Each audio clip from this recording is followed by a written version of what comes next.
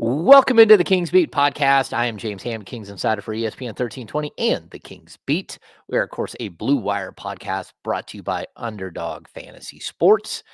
Joining me this evening, we're doing a live show, is Fox 40, Sean Cunningham. Sean, how are you? I'm pretty good. I don't think we're going to be on as long as our last live show. I'll be on my best behavior. No, Sean, this we're time. not. I will just click the button that says end stream long before we get to 2 hours, Sean. Yeah, well, we had a lot to talk about. I think there's not as much to talk about now, but that doesn't mean we don't have good conversation ahead. That's right. And of course, in addition to Sean, Brenden Nunes from the Kings Pulse podcast is joining us as well. Brenden, how are you?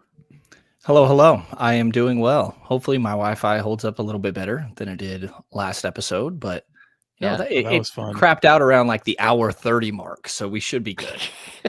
I think you made it an hour 45, Brenden. Yeah. What's the picture on the wall behind you, Brenden?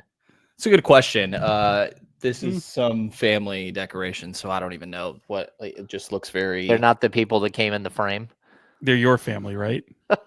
My family. No. Somebody's family, I know what Sean. You're talking about. No, other side of the family than the people that made an appearance way back when. Okay. Yeah. Huh. They're blended. What's going on? How's everyone doing this evening? We're doing a live show. Like just impromptu. We never like to we're almost like one of those pop-up things, right? We just like show up whenever and like, hey, we're doing a live show. Here it is. And then people seem to filter in. We've got a lot to talk about though. Do we? Alex Len just signed with the Lakers. That's what we're here for. That's true. And we just talked about it. Oh, that Mark Williams situation is just like weird. And I think it's going to get, go ahead. Well, it's funny because, I mean, like when that trade happened, I remember we were all at the Kings game, one of the games, the Orlando game, maybe, perhaps. Oh, maybe. Yeah, I think so. But I remember looking at people around me going, look, I'm not trying to disparage Mark Williams. Like I genuinely like him, but he's like, let's not pretend this guy doesn't have the worst health in the world. I mean, from an NBA standpoint, like there's not a lot of availability there. So thought what they were getting was, this is a vast reach for a team that's sorely needing a big body. And obviously he's very, very young, but he hasn't been very, there we are. Hasn't been very durable, I should say. So to see that this fell through didn't really surprise me. I think the surprising part is that they decided to rescind it. Like I thought they might waive the physical, to be honest. We had some interesting conversations in the locker room after the trade was rescinded because the trade got rescinded. That was like in the build up to which game was that? That was Sunday's game. No, it was Saturday's game. Saturday, the Kings played. They all blend in together. The Pelicans. The Pelicans. And in the locker room, there was a lot of, oh yeah, that makes perfect sense. Mark Williams has he has basically like my back. Like he has no back left at all. But he's 22? Yeah, 21, 22. He doesn't practice. He has a hard time playing in back-to-back games. He can't play major minutes. He's played, I think he's a total of 85 games in 3 years. And so everyone was like, hey, yeah, that's not surprising because his back is trashed. So, yeah, interesting. When he plays, he's good, but yeah. Yeah, I think he's really good when he plays, but, like the best ability sometimes is availability, right? We hear that phrase all the time. Okay, so again, we're doing a live show. Thanks for joining us. If you don't mind, and you're in the live stream, hit the thumbs up for us. That way more people are notified. Number two, is that the only reason? We're trying to get as many. Well, yeah, I think it raises your status, Sean. We're also we're trying to get to like 5,000 subscribers. So if you don't mind, subscribe to the channel. That would be super cool. And let's see, outside of that, go to thekingsbeat.com, become a premium subscriber. So you get all of this sent right to you. And you get invited to things like the happy hour, which we have not done in way too long. And I apologize. And we will get to as soon as possible. Because we're anti-virtual happy hour. You're anti-virtual happy hour. Yes. I wanna- would I like wanna to do real more happy virtual hour. happy hour. Yeah, I want- do. I want to have a real happy hour, and that's something that we'll figure out here in the coming weeks, months, and all that stuff.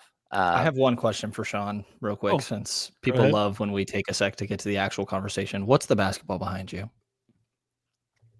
Oh, Sean?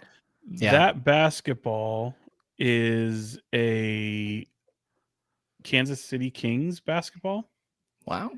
that has some signatures on there from some of the Sacramento All-Stars. I think it stopped at Brad Miller and paid, like, I don't think I have any of the All-Stars past Brad Miller that are on there because I think I won it at an auction or something like that. But yeah, I had Brad sign it at one point, and since I don't really get autographs or anything like that, like, I just kind of kept it up there. But it would be cool to have like all the Sacramento era All-Stars on a Kansas City Kings ball to represent, I guess, where they came from before Sacramento. But that was kind of the idea. I have some cool baseball signatures right here, and then on my other side. Some of these are my brothers, but I've got Mattingly, I've got Reggie Jackson, I've got Ferguson Jenkins, Rod Carew, Yogi Berra, Duke Snyder, Brooks Robinson, and then I've got I will say Willie Mays and Ricky Henderson and Ken Griffey Jr. and Will Clark and a few over on this side as well. This box right here is wine. That is Domantas Sabonis' wine 11. So or ones. How'd you get that, Sean? It was a gift around my birthday and Christmas time, and it was sent my way. But I had to ask Domas about it because it says something like to enjoy it at its best, you'd have to like wait 7 years. But I think that's for like the super over the top wine aficionado. And so he said, no, drink it now. It's fine. So yeah, it's just been in that box. And I had actually forgotten about it until I just saw it right there. So Domantas Sabonis wine called Ones. Okay. Nice. I've got a bunch of shit back there, but I haven't set it all up. We'll figure it out one day. Yeah.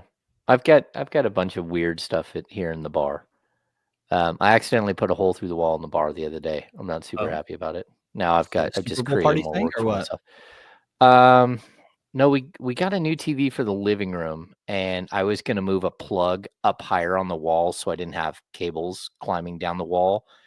And I cut a hole for a box, and then I was going to run wire down to the like the outlet down below. And somebody decided to put a block in between the two studs.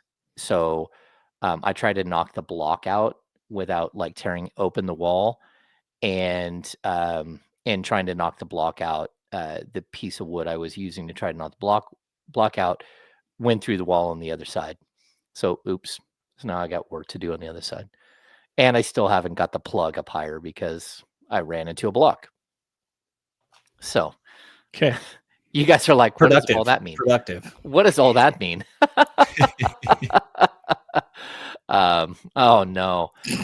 Don't click it, James. Boy, tonight our friends in the chatty, well, I don't want to call it the chatty, in the chat, you guys are awfully you're a little zesty tonight. You're a little all over the place. Brenden, did you send out a tweet? I did. See. Oh, I at Sean twice in the tweet instead of nice. Come on, man. So now I can't even see, like, boy. Get 2 times. Man, look at that. Let me retweet what you've done here so we have more people that show up. Okay, let's get to sort of what's happening here with the Sacramento Kings. We have not spoken to you since the trade deadline, which it's a long story, but it happened. We definitely had a podcast after the De'Aaron Fox trade, but then sort of where we're at today.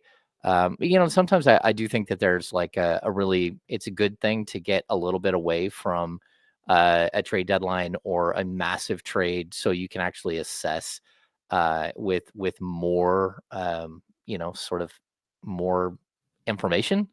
So we'll just, dive into that a little bit. The Kings acquired Jonas Valanciunas at the trade deadline. That was actually, to be honest, that was a really, really sneaky trade by the Kings. And the way that they were able to accomplish that was part of the De'Aaron Fox deal.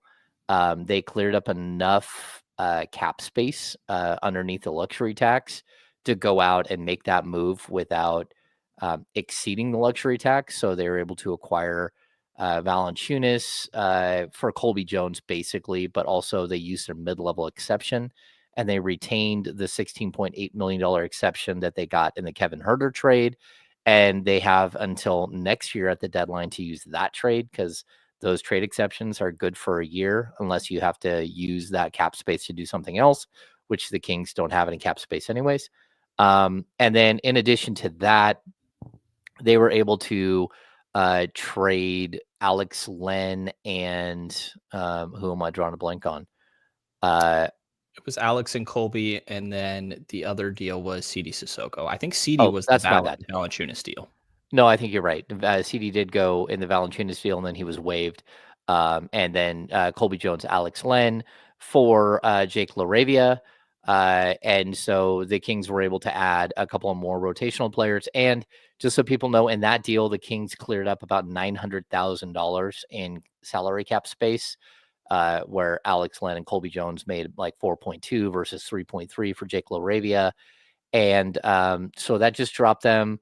I think they're 3.4 million under the luxury tax, maybe a little less than that after they signed a 10-day contract with, who did they sign? Daishen Nix. Oh, Daishen Nix, of course. So yeah, we've got lots of transactions to kind of mull over here. What are you guys' first impressions of Jake LaRavia? We'll get into his contract situation here in a minute, but where are you guys kind of thinking that he fits in with this system? I mean, they needed wing and forward depth for a long time on this team. I think especially a connector on both ends of the floor. I think that you saw him make an impact less than 30 seconds to checking into a game. He blew up a DHO, got a nice steal, and then scores in transition on the other end. I think he's a good cutter and can play well off of Domas, just kind of a smart player in general that brings you a little bit of everything. Part of the reason Memphis liked them is they were looking for guys that take care of the dirty work, essentially, while you already had your primary scorers. And I think that Sacramento needed that same thing. It's good to get that size at about 6'8" with a little bit of a more plus wingspan on top of that as well. He's been shooting the ball well this year, even though that first game I think wasn't the most beautiful shooting performance, even if one of those bank shots did end up falling for him.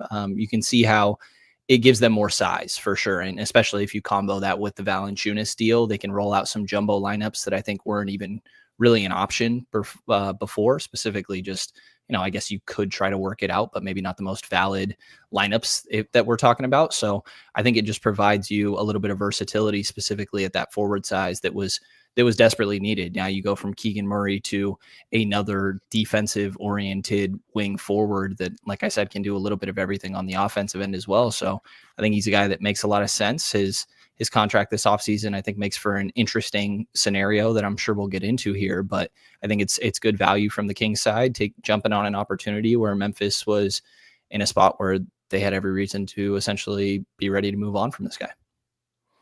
Sean? Yeah, I mean, I like it. I mean, it's a team. I mean, the Kings, we've been crying about length and finding somebody who's a 3-and-D, and I kind of put him in there. I like how just active he is. I love his hustle. I love that first game. I mean, Brenden, you kind of alluded to it, but in 3 minutes, he had like 7 points, a rebound, an assist, a steal, a block, a dunk. I mean, he was all over the place. And like, I know someone was kind of joking in the chat a minute ago, but kind of like an instant fan favorite, which was funny because we were talking to him in the locker room before the game. And he kind of had, James, I think you were there for this as well. He kind of alluded to the fact that Memphis fans didn't really love him, or were kind of critical of him at times.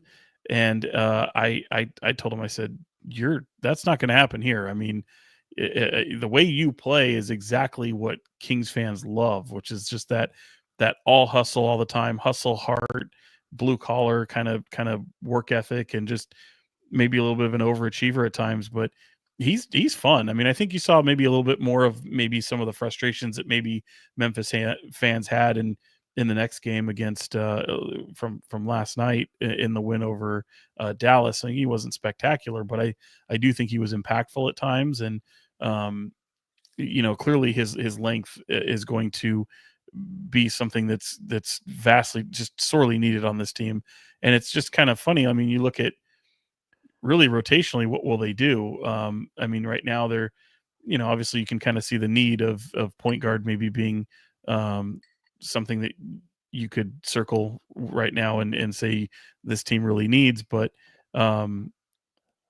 seeing how they go rotationally, it's really kind of between him and Trey Lyles and maybe who they go to first for that back end of the rotation. But I don't think it has to be back end of the rotation. I think they're kind of in there. They're definitely in there. It's just who do you turn to first? And I like what Jake LaRavia brings. Absolutely.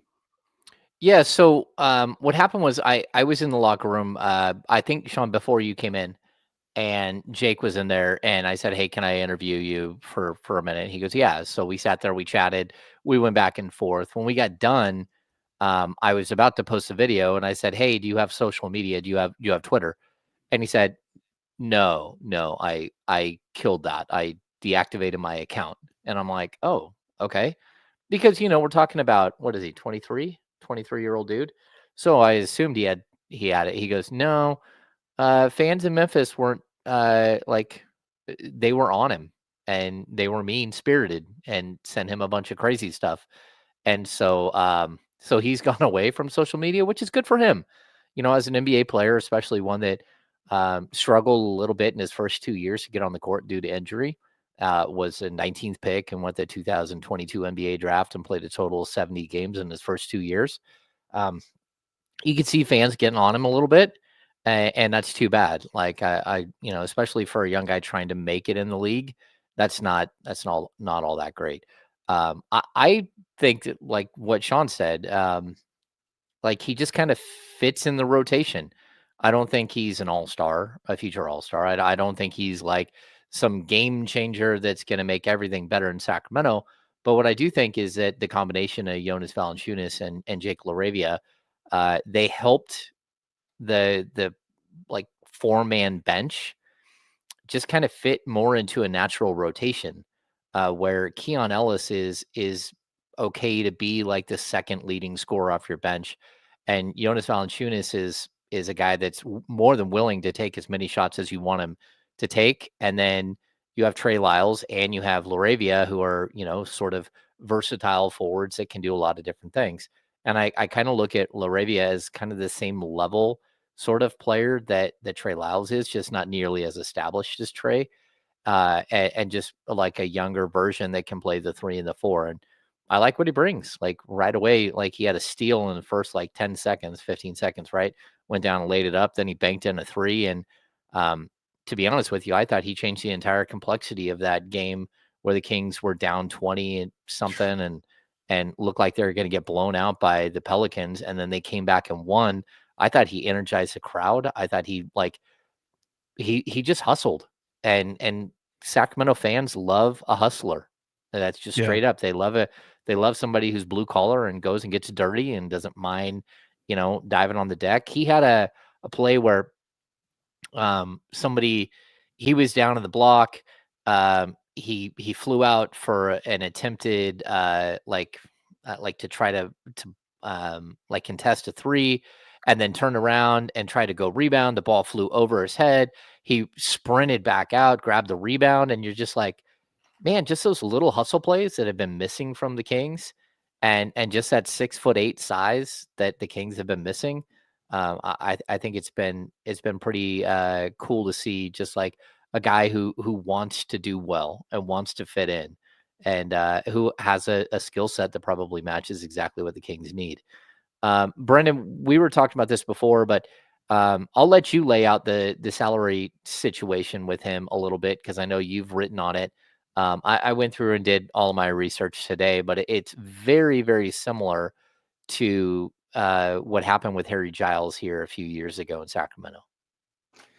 Yeah, a little bit unique. Like you mentioned, Memphis turned down his 4th year team option, which leaves him as an unrestricted free agent at the end of this season. And NBA has a rule, as you pointed out to me the other day, in place so that way teams cannot just turn down these options early and then try to renegotiate contracts, keep these guys around longer prior to their rookie deal fully being completed.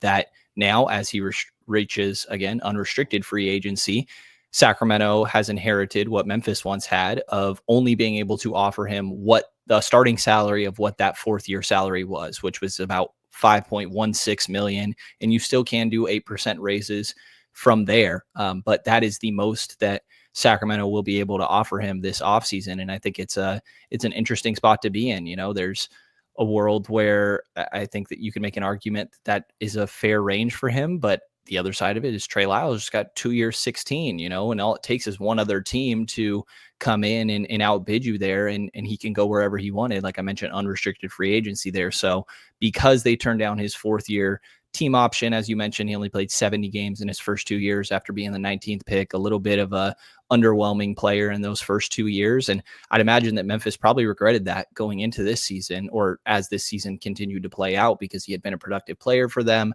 But with them having a lot of wing depth, I think Gigi Jackson wanting to get a little bit more run over there and things like that, Sacramento makes the deal, and they inherit those same restrictions coming this offseason. So again, max starting salary as he reaches unrestricted free agency that Sacramento can offer is about $5.16 million here. Yeah, go ahead. There's one little a little other rule part of his deal. He can't be traded back to Memphis for like over a year, I believe it is. Mm-hmm. It's like 2026, which is I don't know. I thought that was kind of cool. Like, I mean, not cool, but I mean, it's one of those kind of just oddities with it. And I was talking to several people. I know that within the organization, they feel that they know the market value for Jake LaRavia, and I don't think they're worried about necessarily the money that they can't give him going forward in terms of where they are. They obviously knew about this, and they feel comfortable that the market value won't be there, but they do say, like, you know, shoot, if he goes out and has a phenomenal year or even eclipses that, like, obviously that's going to lead to team success for the Kings. Maybe they can get a little bit creative, but at the end of the day, they don't feel like it's a you know, really tough contract to replace, even though I kind of joke that they've needed a guy like him for some time. But it seems as if they kind of know the temperature of the league and where as it relates to his future. Yeah, and I'm gonna, like, right here, William Lama says, is that rule fair? To be honest with you, it is, because what you could have happen here is because, just so people know, it's October 31st every year, which is weird because it's actually into the season. So every October 31st is the date that, for any rookie scale contract, their first 2 years are guaranteed. It used to be 3 years, now it's 2. You have to pick up their third year option and then their fourth year option the next year. And you have to do it before Halloween, before the end of business on Halloween. And what could potentially happen here, just so people understand, is that you could have a rookie that, you know, you draft, even if he's number 1 overall, you could decline his third year player option. And then as soon as you get to his that off season, you can offer him a huge amount of money over what he already should make. And that's what you're trying to avoid. The league tried to close a loophole here where you can't let a guy out of his contract early and then give him a bunch of extra money. And the way it's worked out is, you know, LaRavia is one of, I think it's 7 players from the 2022 draft that didn't have their fourth year option picked up.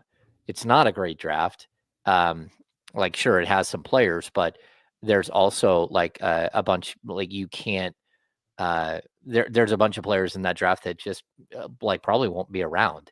And like for him, we don't know what he's going to get offered in free agency, but to be honest with you, I think Sean is right. Like, the Kings know what sort of the market value is for him. And not only that, but they can control the market value on him as well. We're talking about a player who, you know, again, played roughly 21 minutes a night in Memphis. Right now, he's averaging like 12.5 minutes a game for the Kings. And that's not because I think the Kings are going to like just skimp on his minutes and make sure he doesn't play that much. But when you have DeMar DeRozan and you have Keegan Murray and you have all these players that are major minute players, he's just not going to get to play a ton. And so his value isn't going to skyrocket. And so I don't know what it means for him long term again. But there isn't a way to get around it. So people who keep throwing out like the mid-level exception, it's not a thing. You can't use it to circumvent the cap to give him a larger contract. The most the Kings can offer him is a little under 5.2 million. And they can offer him that plus, they could give him a 3-year, like, I don't know, it's 3-year, like almost 17 million, probably. I don't know what the exact math is. But I'm going to guess his second year would be, an 8% raise on 5.2 million is going to be like 450,000. So whatever the third year would be, you can also do like a 1 year with a 2-year deal, but the second year is a team option or a player option. Like there are ways to get around this. And we'll figure it out when it all happens. But at the same time, I think there's a lot of like chaos and frustration and like concern here with Kings fans. And I'll just point out that, you had this same exact fear when it came to Harry Giles, and he ended up never getting a contract that was bigger than a league minimum ever again. And that's just, like every year there are 30 players coming into the league and 30 players lose their job. And then a whole nother like 30 second round picks that may or may not get guaranteed contracts. So, realistically, the league turns over, and guys, unfortunately, like Jake LaRavia, are the ones who lose out a lot of the time. So there's a possibility that he fits great here and that you're able to come to like at least a short-term deal with him, like a 3-year, $16-17 million deal, or 2-year, $10-11 million deal. There's also a possibility that it's back to the drawing board and you got to find another person that fits that mold this coming off season. And so, if they did like a 1+1, let's say, they would have his bird rights after that. Yeah, they have his bird rights because they acquired his bird rights in the trade. Right. This is only a very specific rule that blocks them from being able to like end a player's contract early and then give him a massive contract extension that would be earlier than expected. So yeah. Anyway, welcome in everybody. We'll just kind of like reset here for a sec. Thanks for tuning into the Kings Beat podcast. We're hanging out, me, Sean, and Brenden. We are, of course, brought to you by Underdog. I don't know about you guys, but I had a good time with the big football game this last weekend using Underdog. I may or may not have placed like 5 different plays, and whether or not I did well with those. I don't think anyone did particularly well except for Underdog this last weekend. Mainly because the Kansas City Chiefs basically just took a flying dump. And so I think a lot of people did not do well this weekend, but that's okay. It's pretty cool. If you guys have not done Underdog Fantasy before, check it out. Download the app. Super simple. Go through a very like quick process to get yourself in. And of course, if you use the code word Kingsbeat, which is all one word, you get, I think, a play for free, 1 pick play for free, and then, a bonus up to $1,000, depending on what you put in as your initial investment. So check out Underdog. Again, I had a great time playing this week. And to be honest with you, it was the best part of the game, because that was an absolutely atrocious NFL football game, and nobody wanted to watch that at all. And I'm sure like Sean loved the halftime show. But outside of that, and I'm Brenden may have enjoyed the halftime show as well. But overall, I love the album. I did not enjoy it. I think my audio was messed up. I'm not sure, because I heard videos after and I was like, mine did not sound like this. I've heard a lot of people say that it sounded fine to me, but I don't know. Maybe I'm more familiar with the lyrics of the music, and if someone was hearing it for the first time, I could understand how that might be hard to understand some of it. But I was familiar as well. I think it adds that I was watching with my parents who have no clue what's going on and just sat there like you could tell they were not enjoying this at all. So it was an interesting experience. bad. Visually, it was awesome. Yeah. And SZA killed it. SZA was great. All right. It was a little lip sync there too, but I love SZA. Yeah. But that's okay. I mean, okay, just to finish up with Underdog. Oh, you want to keep going? Make sure I was picking this. Yeah, I was picking this. Make sure to download the Underdog app. Use the code word Kingsbeat for your first investment. And you must be 18 years or older and present in a state where Underdog Fantasy operates. Terms apply. Concerned with your play, call 1-800-GAMBLER or visit www.ncpgambling.org. All right, we did it. 5-minute read. We definitely, we got some like very, very interesting like conversations about the halftime show. I did on D-Lo and KC, and then of course we had a caller on the Insiders call in and say, hey, what did I think personally about it? And Brenden, I'm kind of with you. Like, I didn't hate it. I sat there, but I had a room full of people. My oldest and his friends were in the bar watching the game. Some of they knew some of the Kendrick Lamar stuff, but the people in like our living room, one person knew lyrics at all, and he didn't play a lot of his like big hits, and he didn't draw people into like who he had a very specific agenda, and that's fine. And, as an artist, he can do what he wants. But at the end of the day, I feel like he just kind of missed a little bit because he could have pulled people in with some of his hits and then played a lot of that other stuff and maybe brought more people to like listen to his stuff. That's just like my 2 cents, but like, who knows? Yeah. And to be clear, I love the album. I love Kendrick. I have a GNX shirt already. I love the album, was playing it nonstop when it came out. I love a lot of the songs. I thought Peekaboo was maybe the best part. There was a lot of very good moments. It was, again, the audio sounded a little weird to me. And I think if I didn't already know the songs, I would be confused what was going on. Can we just say, can we all agree that aside from SZA, like my favorite actor, Samuel L. Jackson, and amazing Uncle Sam was incredible. Great. Just incredible. No, I think that was spectacular too. Like and nobody knew, like nobody had like an inkling that was going to happen. Yeah. All right, let's get back to this to the basketball conversation. Okay. So I think we're all on the same page here. Jake LaRavia may or may not be a long-term answer for the Kings, but for right now, the worst case scenario, he's like a player archetype that they can use throughout this season, and maybe he works, maybe he doesn't. But certainly getting a player who is shooting 44% from three, who doesn't mind doing the dirty work, dives on the floor, plays defense, gets some rebounds. He's going to help this team. I did see something really interesting today, which I'm not sure where he said this. It may have been to Jason Anderson in the Sacramento Bee, but he said that he's not used to, like in Memphis, they funnel everybody to the middle and like defensively. And in Sacramento, they try to funnel everybody to the out of bounds lines, whether it's the baseline or the sideline. And that's a huge adjustment for him because, of course, Memphis has Jaren Jackson Jr. is one of the best shot blockers in the league. And they have a 7 foot, 14 Zach Edey standing in the middle of the key as well. And I think it's interesting because it plays into like a larger discussion about like adding players at the deadline and how you're not just again, the Kings don't have any days off. Right. They're in the middle of 3 games in 4 nights. They have a back-to-back starting tomorrow with New Orleans twice. They played Dallas last night. There isn't practice time. There's a bunch of travel and everything else.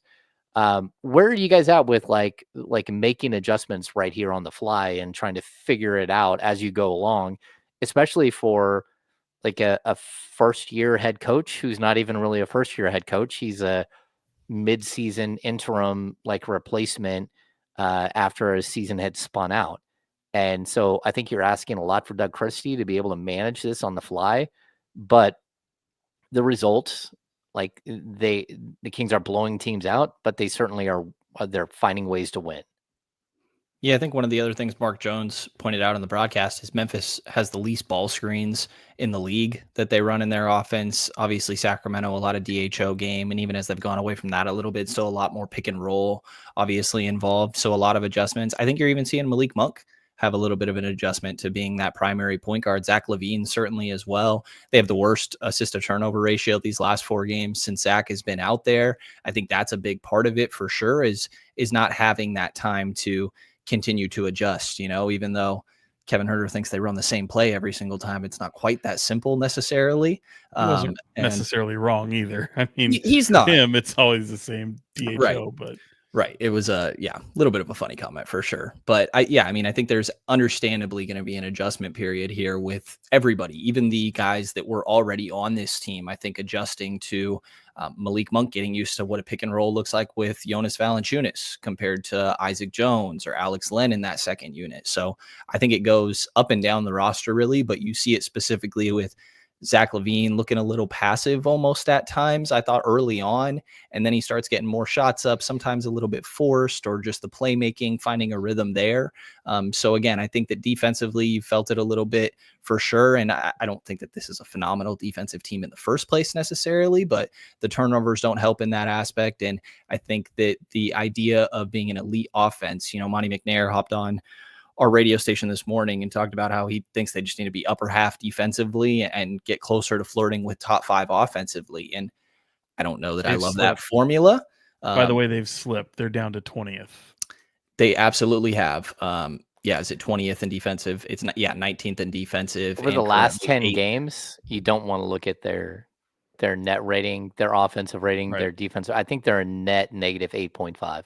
Well, they gave up 140 twice on the road trip. They gave up 130 to the second worst offense in the league in Orlando at home. Again, I don't think that this team is phenomenal defensively, but I do think they're a little bit better than what we've seen. Also, the adjustments, you mentioned this being a learning period for Doug Christie as well. I feel like we've seen the rotation be different in each of these 4 games of who's the first sub going to be. I kind of liked last night's in Dallas the best, of taking Malik out early, going with Keon Ellis. I see a lot of fans have questions about should Keon be in that starting lineup. I think it's a tough thing to kind of balance there, but a way that you can work around that a little is, hey, if you just pull Malik early, similarly to what you were doing with De'Aaron Fox throughout most of the season, then you can run Keon with those other guys, let Malik run the second unit a little bit as well. So, but again, another one of the adjustments is when Malik comes out, all of a sudden, Zach LaVine, hey, we need you to be more of a playmaker here. And I think that's something he's adjusting to a bit more. DeMar doing that. DeMar had his season high last night, and maybe one of the best games I've seen him play. I feel like multiple game winners or game tying attempts throughout the course of that action. So I think not only the new guys, but the coaching staff and the guys that have been here for a while are definitely going through an adjustment period. And as you pointed out, there's been no practices up to this point. It's just kind of shoot arounds to try and get a feel for everything. And you didn't even mention the 2 bigs playing together, right? And Domas and Valanciunas. And it's weird because I think that's, there's people who think that can work, and who am I to say whether it can or can't, but it certainly worked last night against a Dallas team that had 0 size after they, unfortunately lost, Daniel Gafford to the knee sprain. Goddamn Sean Cunningham. You're the one who can say whether it works or not, Sean. You go ahead. Who am I to say? You're Sean Cunningham. Come on, brother. Yeah, well, I'm already on record as saying I'd be a shitty GM. I'd be even a worse head coach. So, I personally think that's not something that they can do in a sustained kind of game to game kind of thing. I think that was kind of a one-off, and who knows? I could be wrong, but I just think they're really slow when that happens. And certainly it was fun to watch. Don't get me wrong. When it comes to Keon, though, it's just so hilarious how these things keep start Malik, now it's start Keon, and it's like these voices around certain things that happen. And look, certainly Keon has done well, but I feel like it doesn't matter. You just play him starters minutes, and whether he's coming off the bench, it honestly doesn't matter. Can he close out games? Absolutely. There's games he won't close out at times, just depending upon who's out there. But I think they've got the right starting group currently for what this team is made up for. And if you had to subtract one, I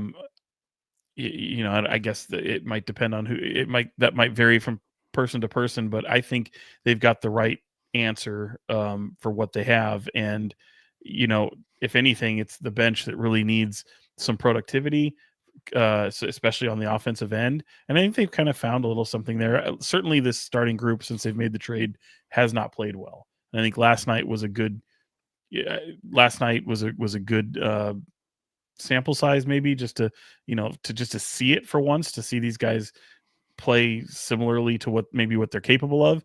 Obviously Zach LaVine's shot isn't going down. Malik Monk hysterically pointed that out to me in a video, but I'm curious to see what this team looks like following the All-Star break, going into that game against the Warriors 1 week from Friday, because you've got these 3 games. They started off the right way in Dallas. It was a game they had to, again, go down double digits by, but the New Orleans game, that starting unit started off as bad as we've seen, going down 20 early. And you mentioned it, Brenden, the LaRavia group and those guys bringing them back absolutely did, and they did it very quickly. So I like where they're at right now. They're obviously going to have to add some pieces to this team. I think a point guard is one of them. Someone a minute ago in the chat asked about Devin Carter. I actually spoke to him today he's assigned to Stockton Kings right now. They're going to play on Thursday in Santa Cruz.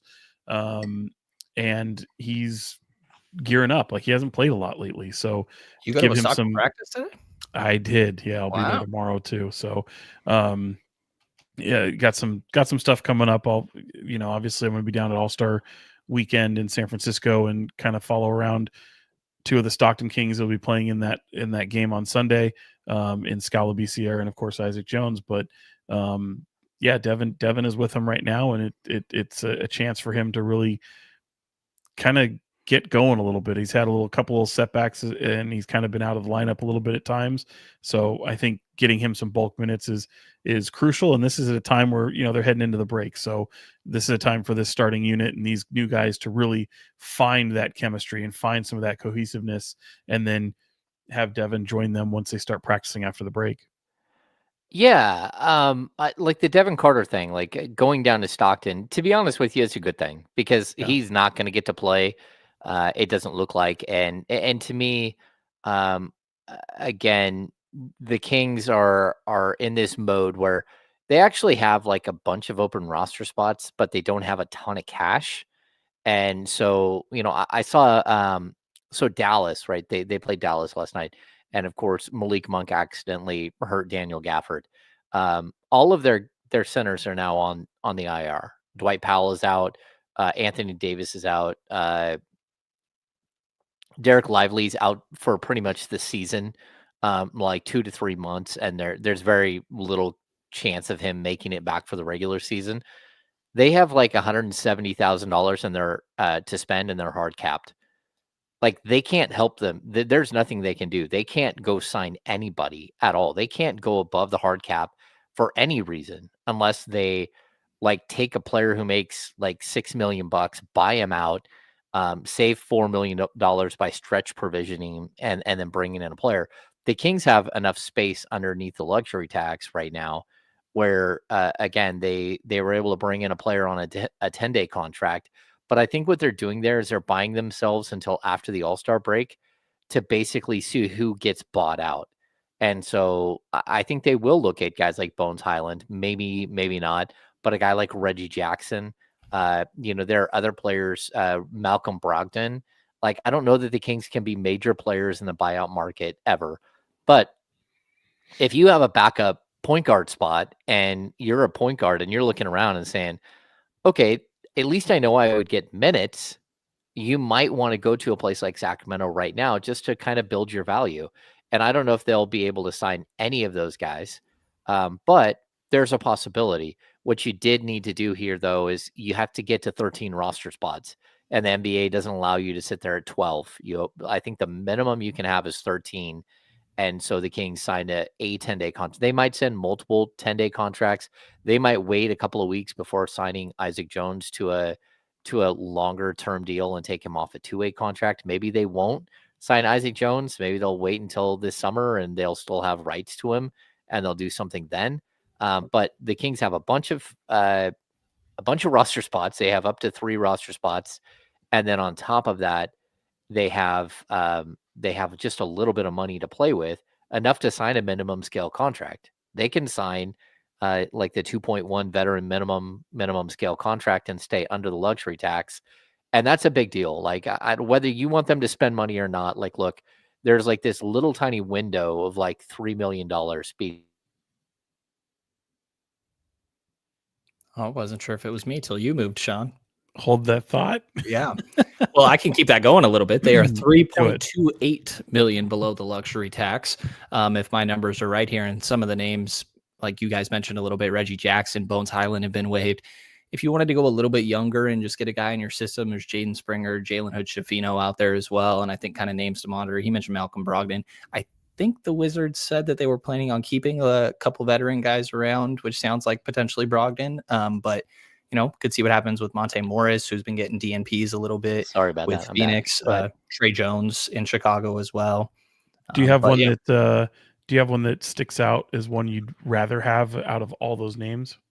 I mean, if we're talking like Monte Morris or Trey Jones being available, I would definitely go those two, but that's TBD right now. I think of the available players, I'd probably go Reggie Jackson. I think he's a guy that, veteran, been around the league for a long time and can score a little bit in bunches, not necessarily like a traditional playmaker like I think a lot of people feel like this team needs, but definitely the most intriguing of, if we're talking like, the available names that I've looked at are Reggie Jackson, Jaden Springer, Jalen Hood-Schifino, Bones Highland. Like, for me, of that list, it's Reggie Jackson pretty easily. I agree. I'm back. Sorry about that. I froze. I had to switch internet. Yeah, that just is what it is. Yeah, I like Reggie Jackson too, because I think he steps in and instantly scores. I think that there's that's what's available right now. There's going to be point guards for some reason, and maybe there's going to be like a handful of guys that the Kings are looking at. Joe Seward says, DSJ, Dennis Smith Jr., I don't know what he's doing, but just so you know, like, he's never had a good rep like around the league. So there's a reason why he's not on an NBA roster despite his talent. And I would point to a guy like Rashawn McCants, who was extremely talented. Extremely talented, but never ever able to make it in the league because of his personality. And Dennis Smith Jr. has, he's got some quirks to him. Let's talk about the big man lineup. Doug Christie, again, without any practices to really work this out, against a team that had no big men at all, decided to go with Domantas Sabonis and Jonas Valanciunas for like a huge, a bunch of minutes in the third and fourth quarters as the team was trying to claw their way back in against Dallas. What were your guys' initial thoughts on just what we saw from that combination? Gotcha. I think we just talked about it a little bit, but I mean, yeah, it was fascinating because you really couldn't take your eye off it. It was working. You felt bad for Dallas at times, and I couldn't help myself from thinking like, oh, this is what it must mean for like other teams to see them go up against a short Kings team who was just completely undersized and out physicaled. And this one was a little bit of a stretch in terms of you had guys in there that you hadn't seen in like before, and somebody had mentioned, Kessler Edwards, and whether or not that was a mistake to let him go, I'd say no, but he's obviously on a team, and when you have to break the glass for emergency, and that was like his third start, I think, something like that. But yeah, I mean, once Gafford went down, they were going to even a guy deeper into the rotation, and so most people hadn't heard of him, but I mean, you couldn't take your eyes off it. It was interesting. It worked. It brought him back. I just don't know that you can sustain it. I think they were a little slower. I don't think that's for lack of trying. I think both Domas and Jonas Valanciunas are guys that absolutely give it their all. I mean, it's kind of funny to watch Valanciunas run. I mean, he's got the form of a guy who's just giving it his all, like just, like like just going balls to the wall to Chariots run of up and down Fire music Yeah. playing every time he starts like running. you're just like, is this guy gonna snap his Achilles the way he's running right now? Of course, But no, I mean, Chariots of Fire was a movie from the 1980s yes. that won Oscars Sure. about a running team. Go ahead. Go ahead, no Sean. chance he will ever see it. But I was alive for sure. One of the things that's amused me, I mean, I've seen it watching in just watching how he's used in New Orleans and Washington, and obviously before that. But seeing guys run into him and just fly off of him is just incredibly amusing to me. And also, like, I know he looks like, I keep saying, like, I've always said he looks like Zangief from Street Fighter, and certainly as people go, he's in the Kelsey brothers, lineage somehow because of the way he looks. But that beard sticks out like 2 feet, like it goes forward like 2 feet, and that's really impressive. I think he's hilarious. He's a like mountain. every time you talk to him, Yeah, he's just an absolute joy to hang out and chat with. I'm just gonna keep putting PK on timeout because let's just be honest. PK, the chat isn't about you. It's about Why not? everybody like having like an opinion and being able to have a conversation and not have one person like just try to control the conversation. So, bye-bye. Sorry, PK. Like, I stuck up for you, buddy. yeah, Yeah. and to have a second account, okay. Like, you want to keep doing that, I'll just ban you. Like, I put you on timeout. You'll be able to come back in, but just like kind of get it together so you can be part of the conversation and not just like one guy yelling and screaming. Free speech is a thing, but there are consequences for it sometimes. Well, That's what James is saying. Yeah, exactly. Yeah. Where were we? I Jonas. had a good time. I had a good time watching it. And man, Jonas is a crack up. Like, he is. He's so funny.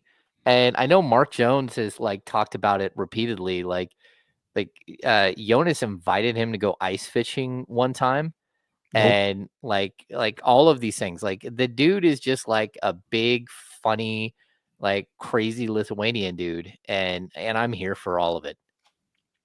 Yeah, funnily enough, like we've joked a lot about the Kings being full of nice guys, and I do think Jonas is a nice guy, but there's some fire there when he's on the court, and I'm sure that Kings fans have a memory of that, but I don't think he's going to let his teammates get punked, and I think the Kings could use some of that as well. So as much as there's that great aspect of, his personality from what we've seen so far and how that could fit in the locker room, obviously chemistry with Domantas Sabonis, cool that they get to play on an NBA team together now as well here. But I think that size and physicality that he brings here makes all the difference. There was a game, I want to say first game that Jonas played, Domas fouled out, and you feel so much better when you have Jonas Valanciunas coming in than, Trey Lyles, who is a little bit out of position a little bit playing that center in the first place there. And so I think having that size definitely helps. I don't know that I think I lean a little bit more towards Sean that I'm not sure how much you go to that double big lineup. I thought against Dallas was a little bit of a unique scenario with them having no other bigs. But funnily enough, when they are healthy, they're one of the teams where I think it kind of makes sense when they would have Anthony Davis and Derek Lively or Daniel Gafford or Cleveland, obviously, that it seems like they're almost modeling their team after. I think there's circumstances where it makes sense, or against the Bucks, we saw Alex Len start next to Domantas Sabonis. I think Jonas obviously makes some sense in those circumstances, but I think for the most part, having a backup behind Domas that is that reliable should make a big difference. And it's a little bit funny for me. The first game that I was credentialed at, I mean, as you guys know, but they send you like an email that's like how to get to the court, look for a black wall, and then go southwest. And I'm like, I don't have a compass. What the F are these people talking about? So I'm trying to figure out how to get to the court for my first game. And the Kings are playing the Pelicans. And I'm walking, and apparently I look confused, and I got in the way of the players' tunnel and turn around, and Jonas Valanciunas is right behind me. It's my first game in the building, and I always say that is the biggest floral shirt I have ever seen in my life. Did he level your ass? I hope he leveled your ass. Just no, like, he was fine. Out of the way. Yeah, let me know I was in the way a little bit, and I got out the way, but that was almost my like, oh, I'm really here moment. So a little funny. Glad he's on the team. I think he'll help out a lot for sure. And he's starting a 3-year deal.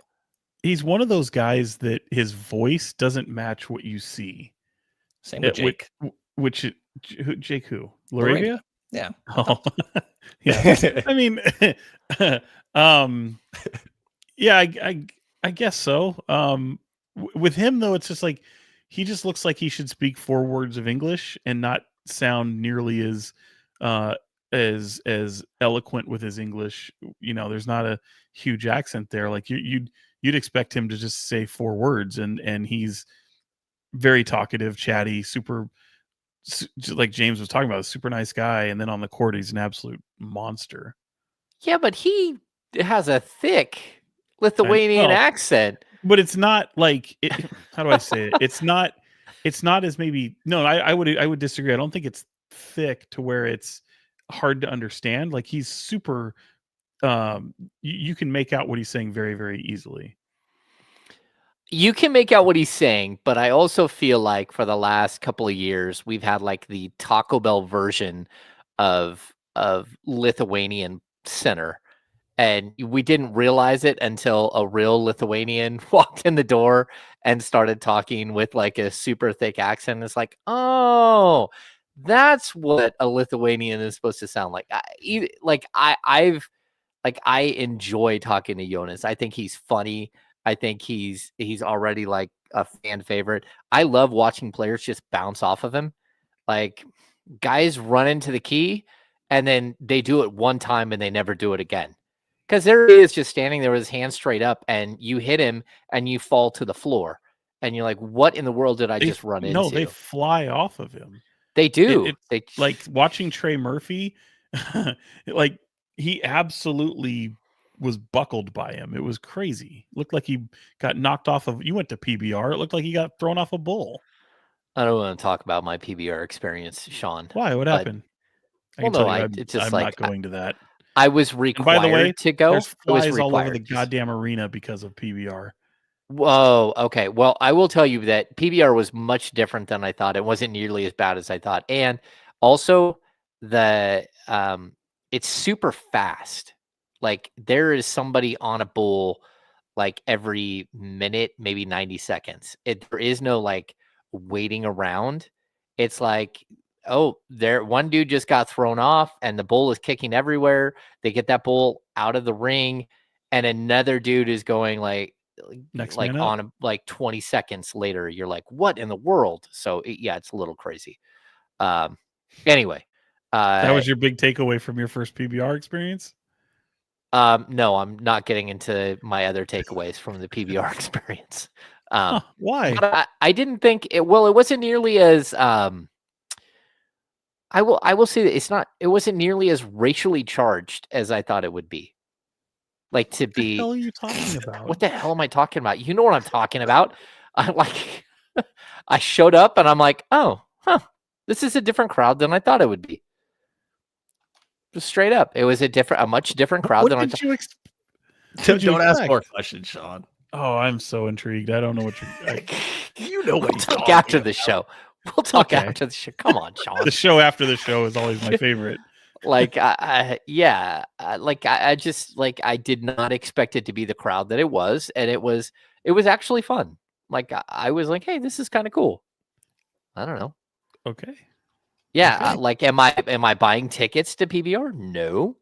But would I, if I was asked to go again? Like, okay, that's fine. It looks fun. It's not for me. I mean, I shouldn't say I have been. I haven't been as a fan, but I've been and seen enough to where it's kind of like monster trucks. Like I would take a kid to it because like that, but once you're an adult, like I don't understand people who love monster trucks. Because once you've seen it, you've seen it. You know what I mean?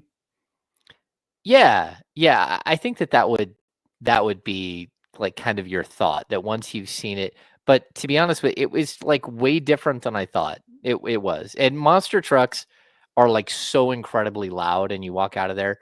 A lot of those events, you go one time and you're like, okay, I'm never doing that again. Like again, I've said this before. Like Disney on Ice is probably the worst event I've ever been.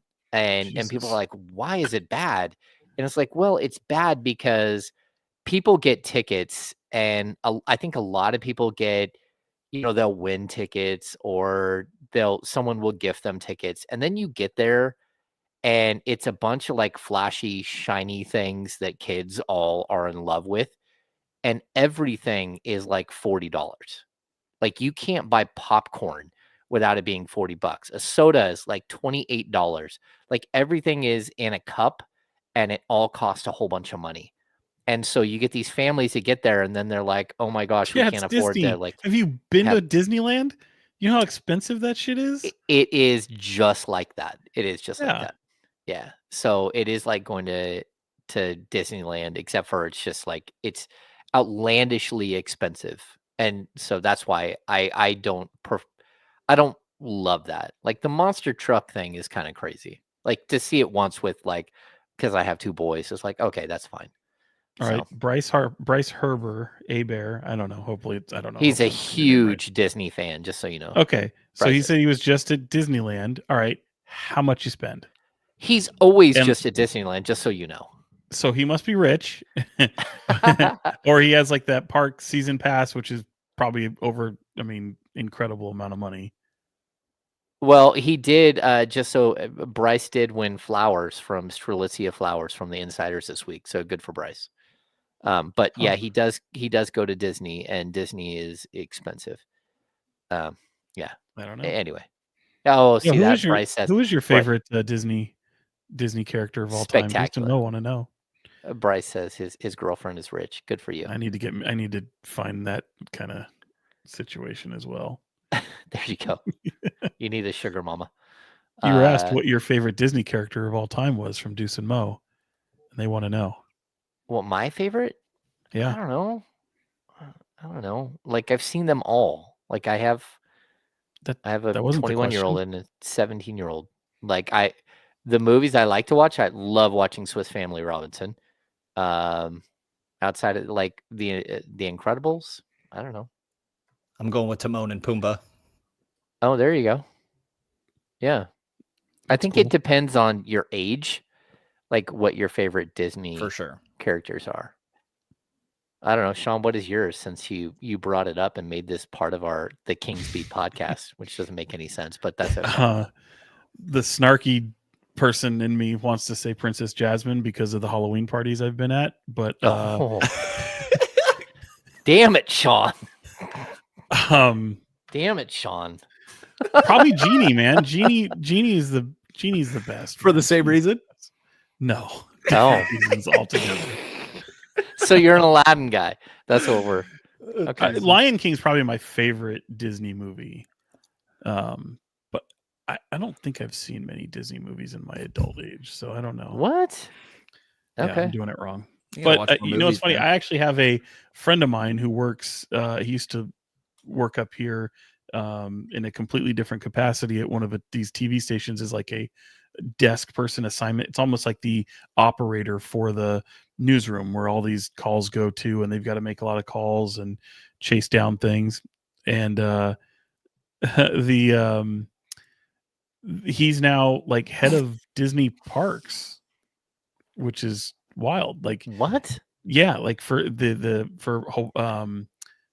can he get us tickets for free, Sean? Well, he offers for me. I don't have any. I don't go down there because I'm not taking some ratchet down to Disneyland. So you gotta have. You have to have. I mean, you gotta have. You don't just take someone you're seeing for like weeks on end down to Disneyland. Like you gotta be in like a. You take kids to Disneyland. That's what you do. Holy shit, guys! Damn it. Steven Castaneda putting inappropriate things about Mrs. Incredible on the screen that I accidentally clicked while I was trying to get the other comment off the screen. Come on, Steven. Ridiculous. The Kings beat off. Careful. What? I've had friends come up with funny names for the pod before, and that is maybe my favorite one I've ever heard. I don't like that at all. There's that and the Kings beat What down. just happened? I'm just saying. That was terrible. I mean, I'd say the Kings off beat maybe, but not the other way around. What the hell? You gotta keep it in order. Jesus Christ, that's a whole nother God damn it, Brandon. You're saying Jesus Christ to me. Did you hear yourself, Sean? What did I say? You said something about bringing a ratchet No, you don't take a ratchet to Disneyland. Everyone knows that. I don't even know what's happening. Oh, we have lost our minds here on the Kings Beat podcast. If you're still watching and you don't mind, give us a thumbs up while Brenden and Sean say inappropriate things. Let's get back to basketball. We'll go the business of basketball. Just because we've lost our minds here. And Brenden doesn't have sound effects anymore. All right. The business of basketball. he already did it. How do you guys grade what they did? Like, I don't love doing grades, but like I don't. You don't have to give like a letter grade, but just like, what are your thoughts on the fact that Zach LaVine, Jonas Valanciunas, Jake LaRavia are Sacramento Kings, and how much do you think it will impact the Kings in the final? Well, I think we're down to 29 games of the season. Yeah, I feel like it's a similar conversation to when they had the De'Aaron Fox trade. I kind of think that the direction in general is really where I probably disagree. But given the circumstances of wanting to remain competitive here, I think they did an okay job retooling. I still think that teams below them, like Golden State, San Antonio, got notably better in this process, and the Kings are already in 9th. So curious what that'll mean for the rest of the season and where they end up in this crowded Western Conference. But you definitely got more length and size on this team, which I think was desperately needed. The physicality as well, for sure, and some depth. I think the starter minutes you'd like to see go down a little bit. We'll see if that ends up being the case and how reliable this depth really plays out. But there's going to be some growing pains. I still think this team is going to really struggle to defend damn near every team. I think it's going to be pretty similar to what we saw throughout most of the season. There's no part of the reason that, like you mentioned, James, that Jake LaRavia is used to funneling guys in the middle is because they actually have a rim protector on that team. The Kings do not have that. They also don't have very good perimeter defense. Like it's Keon Ellis, it's Jake LaRavia, and Keegan Murray as well. So I think that they're going to have a lot of the same struggles, but I want to see this offense get rolling a little bit more than it has so far. I think that that's where their identity should be, and they can be elite on that end. I think getting more threes up than what we've seen so far is something that I'm watching for sure, and that ball movement that I mentioned. So again, I don't love the direction in general. I kind of am worried that they're going to be stuck in this 7 to 12 range for the next few years here. With these sort of moves, but I think that the retooling, again, given the circumstances of wanting to remain competitive here, you came out okay. You still got a handful of picks as well. Those 2 first-rounders that you got in that De'Aaron Fox deal that'll allow you to try and make other moves down the line, talking this offseason or some point further down, to where I think we're going to eventually need another substantial move for this team if we're going to be talking about them seriously in the Western Conference. But they came out okay. I think that it's value moves, go getting LaRavia, Valanciunas, and we've yet to see the best of Zach LaVine. Sean? Yeah, that's true. Sorry, the chat is wild. The chat, no, you're wild. The chat's responding to you, but go ahead, Sean. Toontown, huh? You asked for a grade. I don't know that I can do that.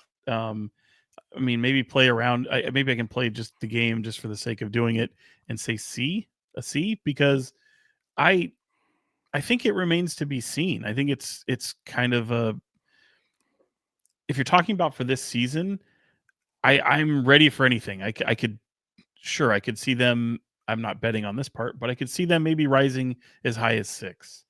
I can see them falling as low as 12. I really don't know what to expect from this team. And that's because that roster imbalance is still there. And we talk about like some of the things they need. Like, okay, yeah, you need another point guard right now. You need a rim protector. Let's put that on the team real quickly from the buyout market or free agency, people that are just sitting on their couch. Are they playing? Are they stealing minutes from anybody in this rotation? And certainly maybe that happens, but I don't know. I think they're going with what they have. I do think there's people on the roster that can help out in maybe even small sample sizes or stretches. for example, and this is far from ideal. No slight to these guys, but having to rely on somebody like possibly Mason Jones to get through certain stretches, or Isaac Jones, who's obviously shown the ability to come in and be do some things that weren't on the roster previously. And if you get guys that maybe get injured, next man up mentality, they get to play. I think a lot has to go right now for this to work this season.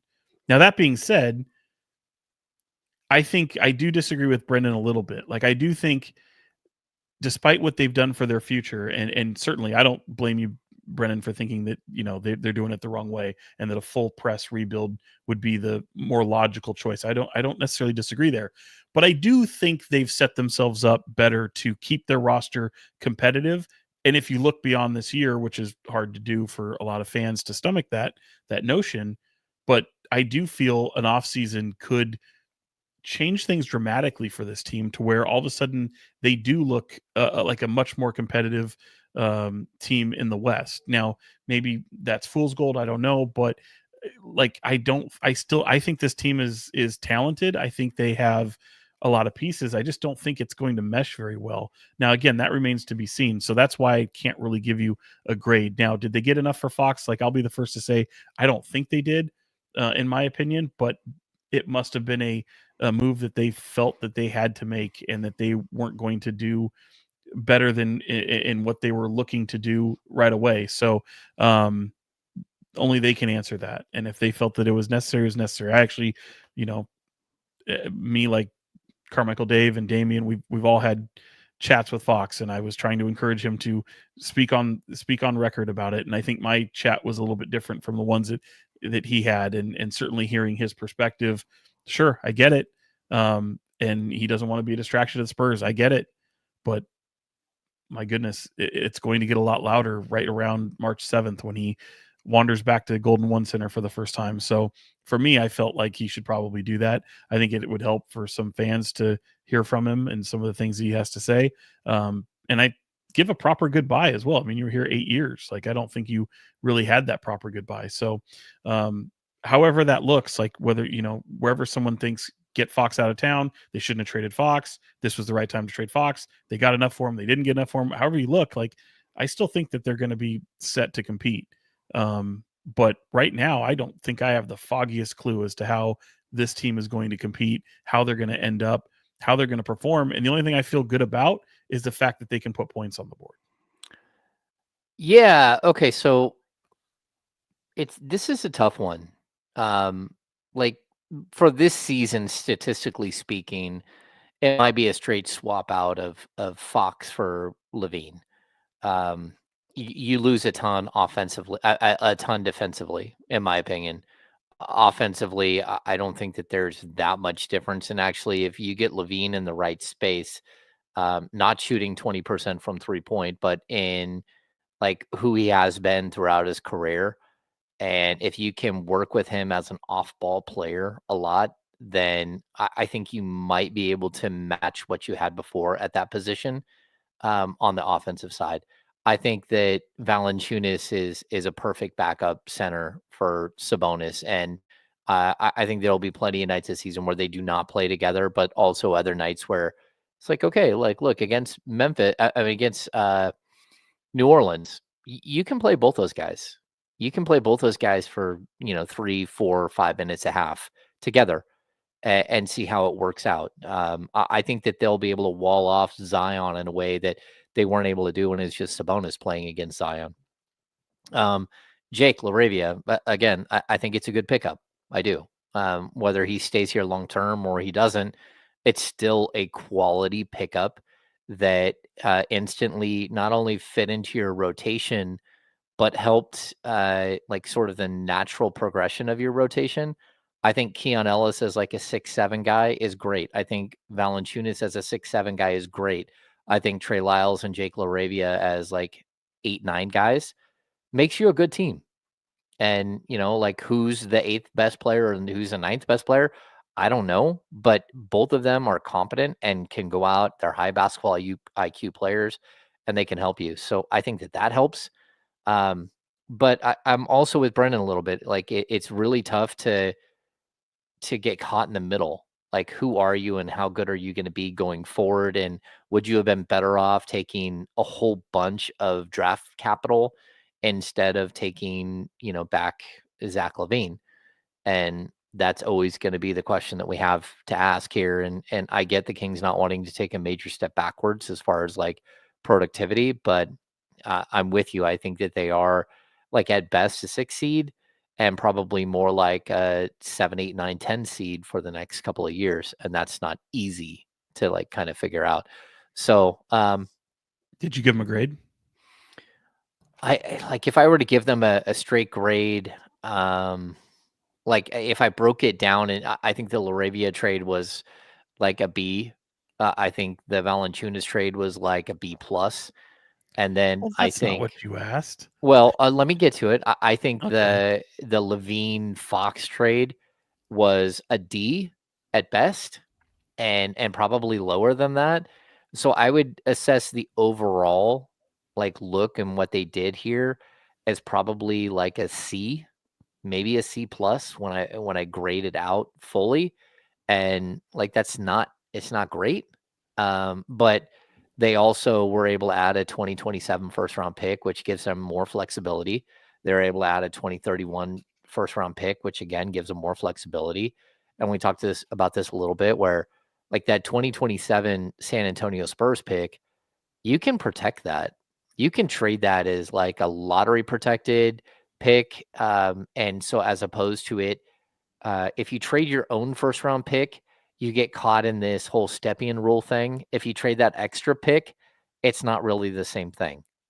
Like as long as you have a pick, you're able to trade your 27, 28, 29, 30, 31, and in July 32 and all that stuff.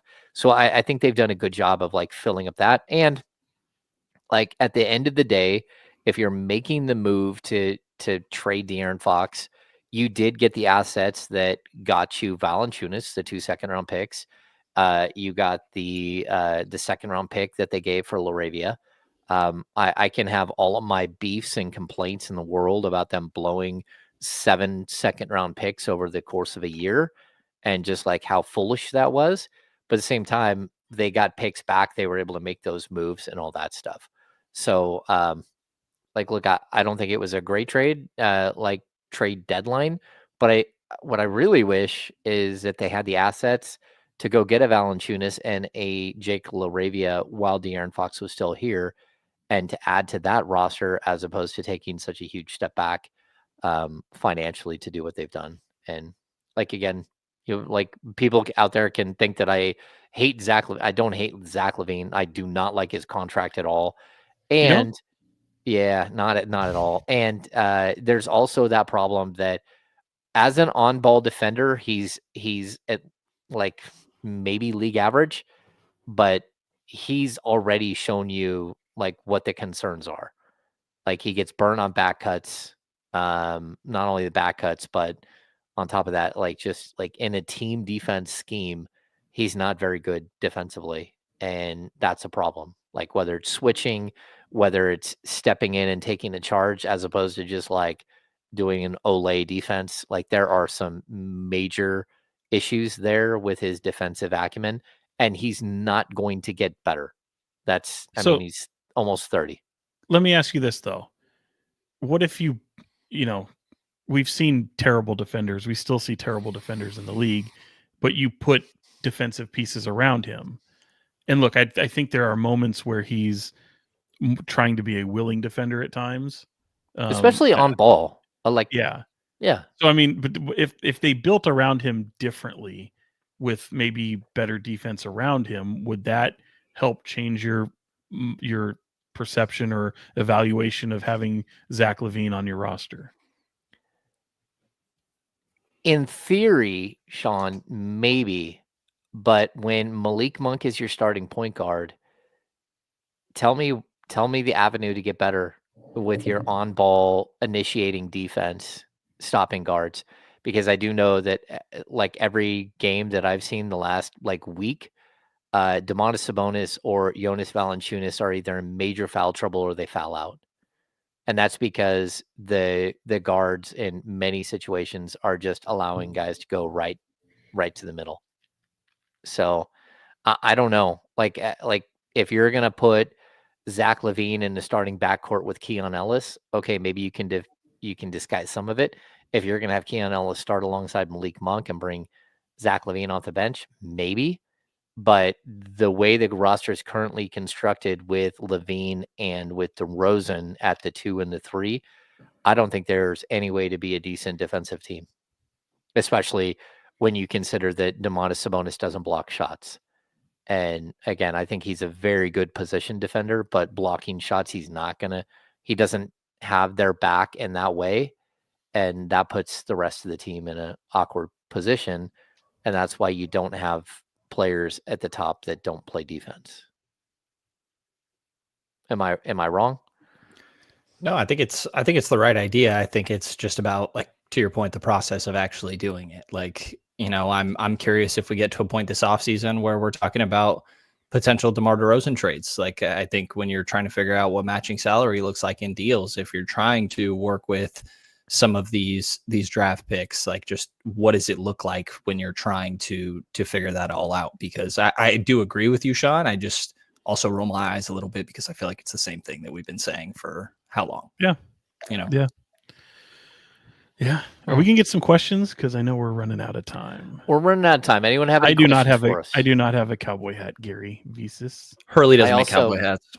I don't have a cowboy hat either. They have one. Oh. I have a bunch Well, of truckers hats. you would have worn it to PBR, yeah? Yeah, just to be ridiculous. And I also would have borrowed like a hubcap size belt buckle, like, to be ridiculous. But yeah, but that neither of those things happened. They did not. By the way, Brenden, you'll be proud of me. Oh shit, that's hot. Hold on. Yes, Peyton. Candle. Podcast candles. Wow, warm and welcome, just like me. Warm and welcome. Totally. Yep. Peyton, I think this is a good question. Would the Kings be better if they would have gotten Julian Champagnie in the trade? Champagnie? Champagnie. I think that's which like one? Julian? One of my biggest beefs with the whole trade is that the Spurs had all these other assets and you didn't get any of them. They didn't need to.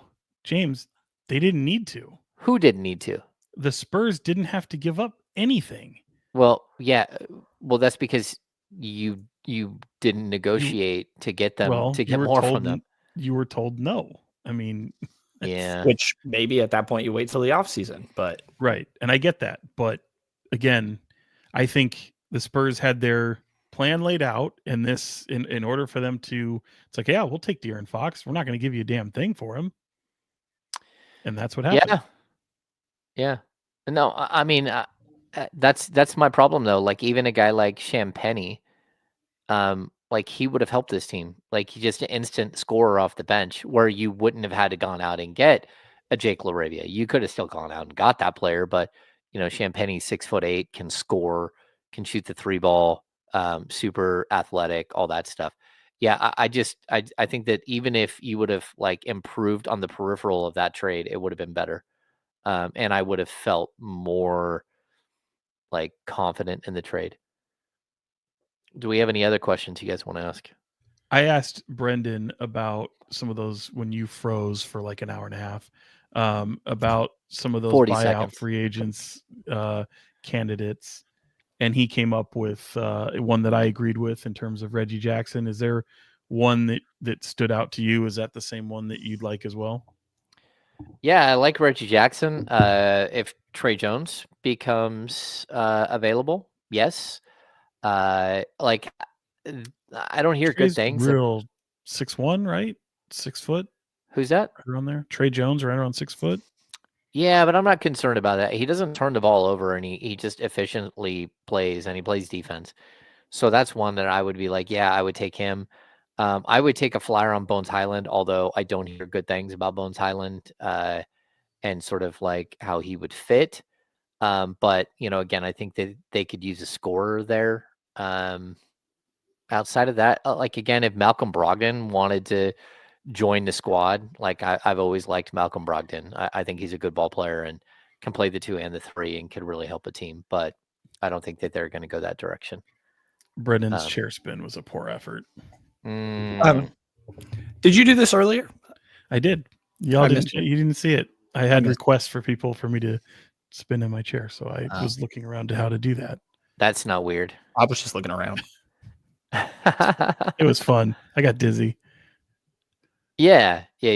Let's see. Is there any chance we get John Collins this week? Come on now. John Collins is not getting bought out by the Utah Jazz. Utah Jazz, probably the worst constructed team I've ever seen in all my years covering the league. Like, they have no idea what they're doing at all. They have an idea.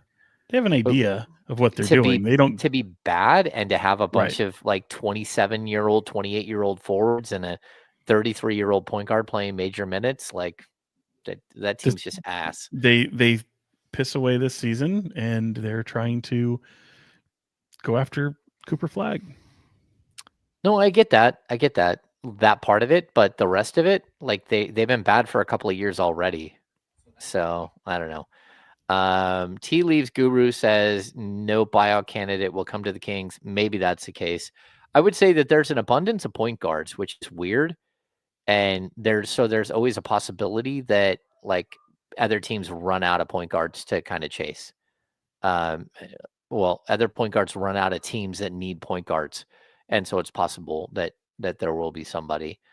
Let's see. Leezy, who do you guys think the Kings could acquire to help the defense in the offseason?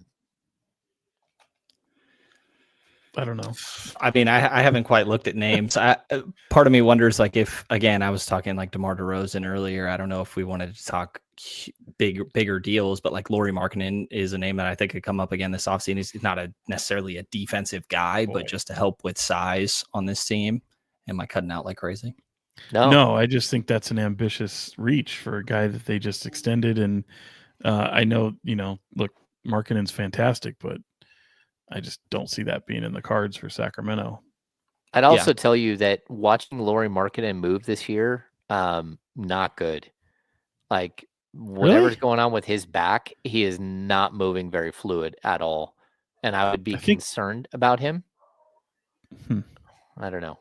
Sorry if you guys can hear my dog. I think somebody started the washing machine and she likes to bark at the washing machine.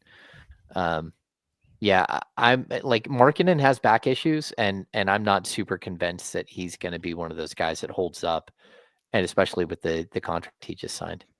But Josh I need B to said watch more Jazz basketball, evidently. I don't think.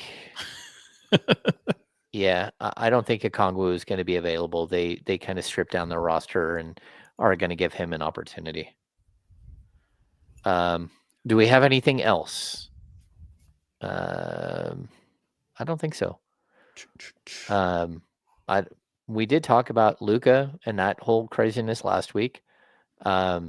Before we go, just kind of your guys' thoughts on the way that Dallas Mavericks fans have handled the Luka situation.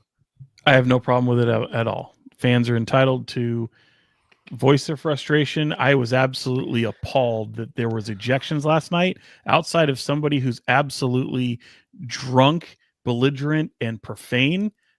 Saying fire Nico Harrison is within your right to say as a fan, in my opinion. And the Mavericks just made a bad situation a hell of a lot worse. That was embarrassing. I hope that fan sues. What do you mean that fan? They tossed several. Well, the one dude that was like right in the middle that they like pulled out and tossed from the game. Like, man, he's on every single social media platform getting walked out. Yeah, boy, that's ugly. Yeah, again, you saw that one, but there were many fans that were ejected from that game, and I thought that was an awful look. There's so many ways to handle this better. I mean, you have this resetting of the franchise. You have to understand that tempers are high. Obviously, your guy that you just traded for is out for weeks now with this adductor strain. I mean, these guys. I mean, fans pay their money, man. This is your client. These are your customers, and they are entitled to voice their frustration. And if you can't handle a couple signs or chanting fire Nico Harrison, buckle up, because that shit'll get a hell of a lot worse. Yeah. Brenden? Yeah, 100%. I mean, actually, it's kind of going to be my final thoughts. So, fair warning if I already wave away my final thoughts here. But yeah, I thought that was handled horribly. I think the funniest comment I saw was, are they going to take down Dirk's statue because he went to the Lakers game to support Luka? It was just horribly handled by the Mavericks. Like Sean laid out really well. I mean, I think when you do something like this, you got to know that there's backlash going to come with it, and allow your fans to voice their opinion. Like they have every reason to feel upset that the guy that they thought was going to be running their franchise for the next decade plus. And I mean, shoot, the storyline of his first year being Dirk's last, like I saw how it was going to be, Dallas for a long time, if not his whole career for Luka. And so, of course, those fans are going to be in their feelings. I also think Anthony Davis is a really, really good player that's getting overlooked in all this. And I wish he was healthy, because I think that would make this go over so much smoother. Even the first game where he was actually active, he was ridiculous out there. He was so dominant. And I think it just reminded everybody who Anthony freaking Davis is. And I wish he was healthy and out there. I think it would ease all of this, but just totally embarrassing the way that Dallas is handling this. And to your point, they're making it worse by doing it as well. Yeah. I'm going to ask this. Why do you think that, because people argue with me on this earlier, but why do you think it is that Dallas fans have responded like this and Kings fans haven't? Because, I think that the argument could be made that, of course, Luka and Fox aren't, the same caliber. No. Yeah, but we're talking about a guy who's the face of your franchise for 7.5 years. A guy who he's not a generational talent. He's not Luka a superstar. Was the MVP favorite coming into the game. He's been to the NBA Finals twice, right? Or no? Once. He's been in the Western Conference Finals. I mean, this is a multi-time All-Star. It's not even the same conversation. De'Aaron Fox, with respect, again, De'Aaron Fox was a injury replacement. That's his only All-Star appearance. It's not even the same conversation. Yeah, but it is the Kings franchise player. It's all they had with Sabonis, and all of a sudden he's gone. So I'm surprised the backlash hasn't been more than what the Kings have faced so far. And I think it might have something to do with the way the trade happened, and how. Well, I also think in the Kings fans had a week to kind of prep for it. That, and I think also, yes, I mean, somebody had, there were talks about trades, or he had identified where he'd want to go. Luka was the rug being pulled out from fans. Like, they had no idea this was even a concept, let alone something that would become a reality. And with respect, James, I mean, it's an entirely different ball game. It's not even the same sport, to quote Pulp Fiction. I mean, this is just way different. Pulp Fiction, by the way, Brendan, is a Quentin Tarantino movie. We did Pulp Fiction last episode too. Damn it! Have you seen it yet? No, I've still seen clips. That's all I got. I think I started it a while ago. He watches it on TikTok. That's how he watches it. Yeah, exactly. Blueberry pancakes. Yeah. Can I have some blueberry pancakes? Of all the references in that movie, it is wild that you went to Butch's girlfriend. The absolute worst character in the history of film, right there. Just horrible character. That's up there. Zed's dead, baby. Zed's dead. Zed wasn't a fan of Zed or his friend, or the nope. other guy in the cage that I will not say the name. It starts with a G. Anyway, are we done? There we go. Okay, let's get to final thoughts. What do we got? Let's start with Sean Cunningham, because he looks like he has final thoughts. Oh, I do, but I'm gonna keep it kind of sad, to be honest. Rest in peace, the great Big Al Sams. If you're a radio fan in Sacramento, he passed away, I believe, over the weekend. I found out about it today. Absolute radio legend, V101. He'd been on Good Day Sacramento doing feature reports when Fox 40, when Gary Gelfand had been out for a long time. He filled in on Studio 40 there. Just an incredible personality within this market. If you've ever listened to a lot of these radio stations, and Big Al was just an absolute gem of a personality, and I am absolutely crushed to know that he's gone. So hate to end it on a downer, but that guy was all fun all the time, and just total sweetheart. That's a tough one. Brenden, what do you got? Yeah, I'm glad that the trade deadline's in the rear view. Got to take a little bit of a deep breath there, and also I hope that we're, I guess I'm glad that it's over, and now I'm going to mention it again. But I hope that we're also past a lot of this De'Aaron Fox conversation. I thought it was, frankly, kind of gross. A lot of how a lot of it was handled, and not that De'Aaron was perfect in his exit or anything. There's certainly things that he could have done better on his end, but I feel like the 7 years that he gave to the org are getting a little bit overlooked throughout the whole thing here, and just a very weird situation. I thought all around that honestly I did not enjoy taking part in or just kind of witnessing on socials. And fans are going to feel the type of way. I'm not telling anybody how to feel or anything like that, but I think that you can have strong feelings about him on his way out and still acknowledge what he did for the team in the city for those handful of years. That, and I think you can do it without like dragging somebody's family into it and For being sure. weird. Like I totally agree, Brendan. Yeah, I mean, you don't have to like the way that everything played out here, but it was complex and a lot more complex than what anyone wants to like write or like have like really break the whole situation down. And I think we're still a little too new to what's happening here to like get into all of the ins and outs of this thing. But yeah, kind of weird. Are you guys going to All-Star Weekend? Yes, I am. Yeah. Are you, even if Domas isn't there? Oh, he's not going to be there. Of course he's not. James. Well, he just like got passed If I over w- again. Yes, if there was a fan in the chat who heard that, they're like, "Oh, there's a chance." No, he will not be there. No. Well, I mean, there's always some weird possibility someone gets hurt in the next 2 days and Sure. they call him because he's going to be right down the street. But yeah, I am not going to go because like it's right down the street. But at the same time, like I don't think that there's a tremendous amount of Kings value there. Not to disparage Scalaby Sierra and Isaac Jones for playing in the what is that, the Next Up Challenge or whatever that is. But Sacramento's Jalen Wells, he'll be playing for Memphis in the Rising Stars game. Okay. And then the winner for that gets to play in the All-Star game, right? Oh, that's true. That's true. So, okay.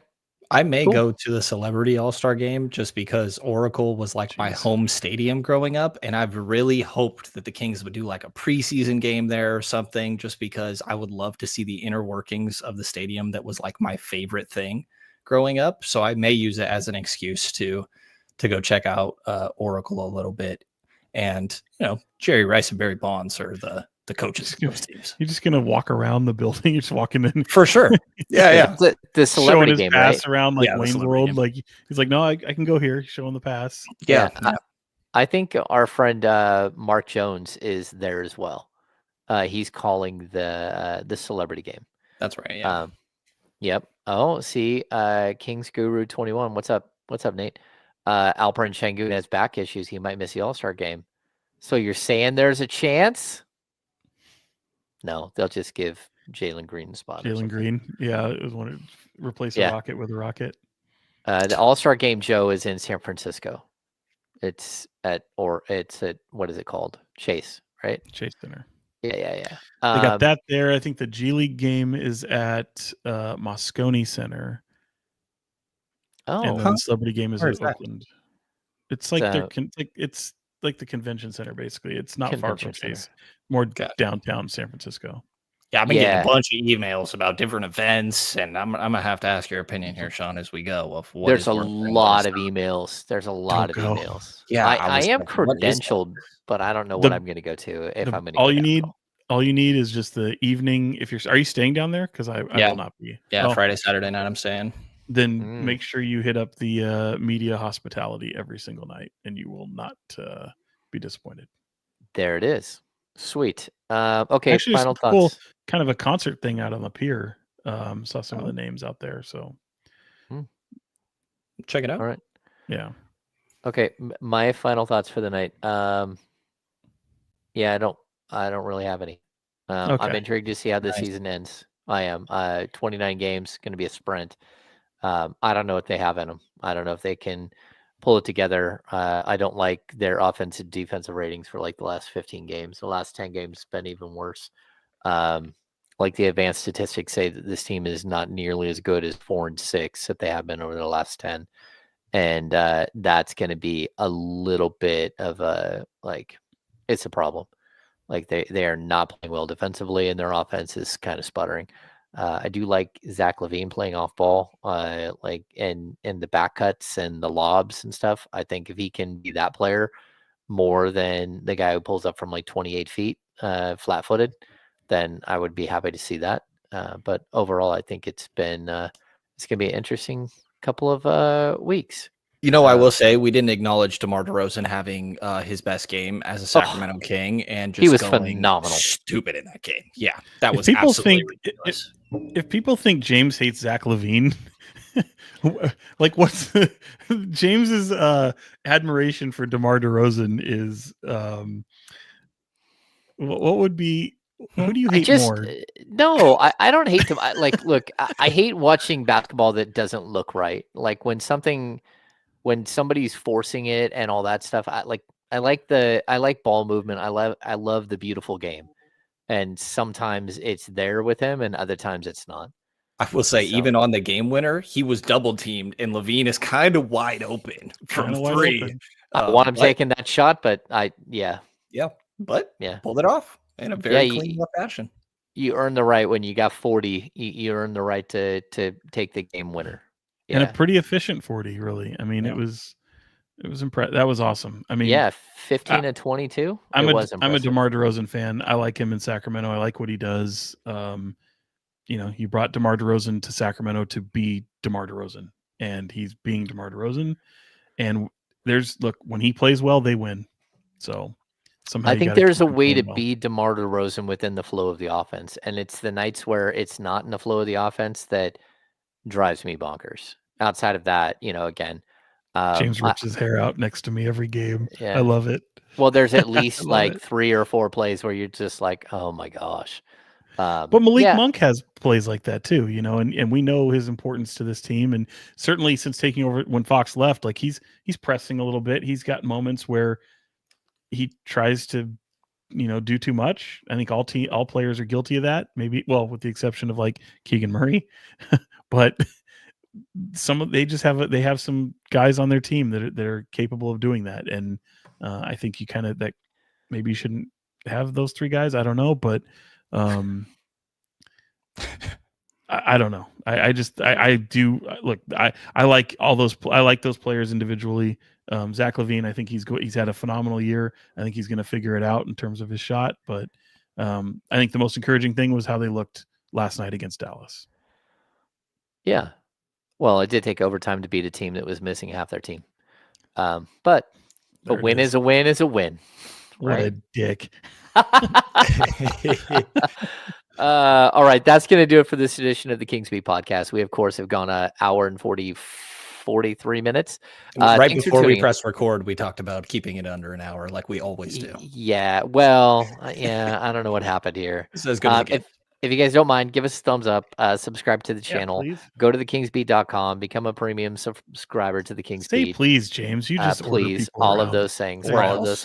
If you don't mind, if you're so inclined and you want to go to Underdog Fantasy, go there right now. Download the app. Use a promo code KingsBeat, all one word, to get your first pick, I think, for free, and then up to $1,000 in bonus cash, all of that stuff. So thanks for tuning in for Box 40, Sean Cunningham and Brenden Nunes from the Kings Pulse podcast. I'm James Ham, Kings Insider for ESPN 1320 and the Kings Beat. See you very soon.